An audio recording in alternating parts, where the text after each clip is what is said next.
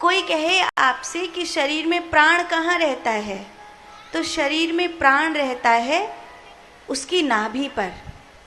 आपने देखा होगा छोटे बच्चे की टूणी में अगर कुछ, जैसे कोई बच्चा बीमार हो या कुछ हो, तो पहले के लोग टूणी में कुछ कुछ चीज़ लगा के ठीक कर देते थे। सरसों का तेल लगा दिया, गोला का तेल लगा दिया, गैया का देसी घी लगा दिया, पानी में घोर के हींग भर दी, ठीक हो जाएगा उसका पेट।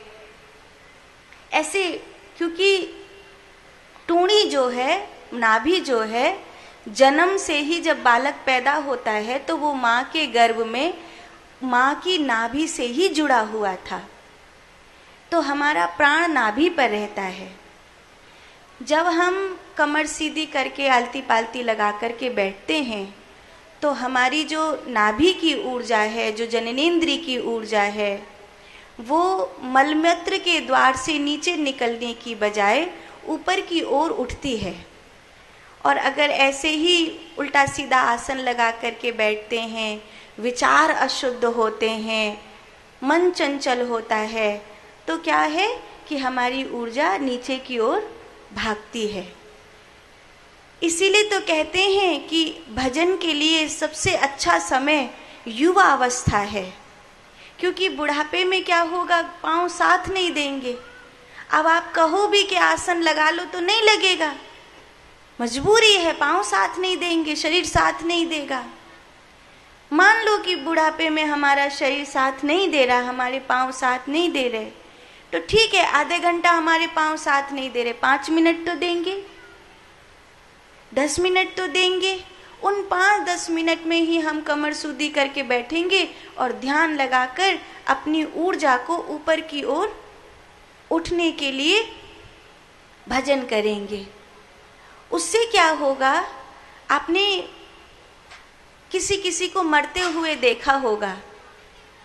पहले के बड़े बूढ़े लोग पहचान जाते थे, इसका प्राण मोते निकरो, इसकी प्राण आँखन ते गए या के प्राण कानन ते गए, तो लोग बता दियो करते कि जाके प्राण जाए इंद्री ते गए हैं, तो जे अगले जन्म में ऐसो जन्म पावेगो। फिर कोई कोई के प्राण उसके जननेंद्रियों से भी निकल जाते, मलमूत्र के द्वार से भी निकल जाते। कहते हैं बहुत निम्न कोटि की अवस्था हो जाती है उस मनुष्य की, जिस मनुष्य के प्राण उसकी जननेंद्रियों से निकले, मलमूत्र के द्वार से निकले, वो मनुष्य का पतन हो गया, ऐसा मानते हैं। मनुष्य के प्राण अगर मुंह से निकले तो भी उतना श्रेष्ठ नहीं मानते जितना कि उसकी आँखों से निकले हुए प्राण को बहुत श्रेष्ठ मानते हैं। कहते हैं अगर किसी के प्राण कानों से जाएं तो वो अगले जन्म में श्रुति ज्ञानवान होगा।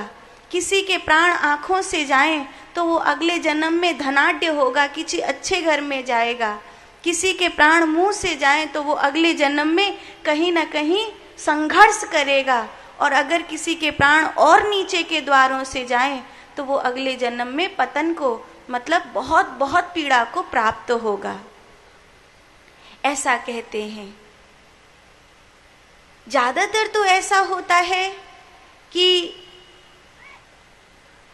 इस जन्म में जो स्त्री शरीर में है वो अगले जन्म में भी स्त्री के शरीर में होते हैं। इस जन्म में जो पुरुष के शरीर में है अगले जन्म में भी पुरुष के शरीर में होते हैं। ज़्यादातर मनुष्य ही बनते हैं, ऐसा होता है। कई बार कभी कभार ऐसा हो जाता है कि मनुष्य का विचार बहुत ज़्यादा ही नीचा हो जाए तो फिर वो मनुष्य अपनी मनुष्य योनि को खोकर अन्य योनि में चला जाता है।